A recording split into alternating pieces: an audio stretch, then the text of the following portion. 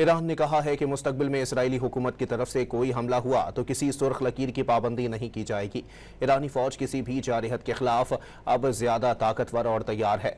Iran की मुसल्लह फौज के तर्जुमान ब्रिगेडियर जनरल अबू अल फजल शकरजी ने डेफ प्रेस को दिए गए एक इंटरव्यू में कहा कि अल-कुद्स पर काबिज सहूनी हुकूमत की तरफ से किसी भी मुमकिन हमले के खिलाफ अब ईरान के रद्द अमल में ज्यादा ताकत और शिद्दत होगी।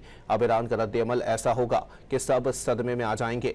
ब्रिगेडियर जनरल शकरजी ने इसराइली हुकूमत के खिलाफ ईरान की फतह के बारे में आलमी माहिरीन की राय का हवाला देते हुए कहा कि 12 रोजा जंग जीत कर सहूनी हुकूमत को शदीद धचका पहुंचाया गया।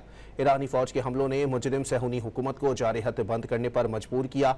शकरजी ने ईरान की मुसल्लह फौज के अंदर आला सतह की तैयारियों पर जोर देते हुए इंतबा जारी किया कि अगर सहूनी हुकूमत ने मजीद कोई इश्तियाल अंगेज कार्रवाइयां की तो उन्हें सख्त रद्द अमल का सामना करना पड़ेगा।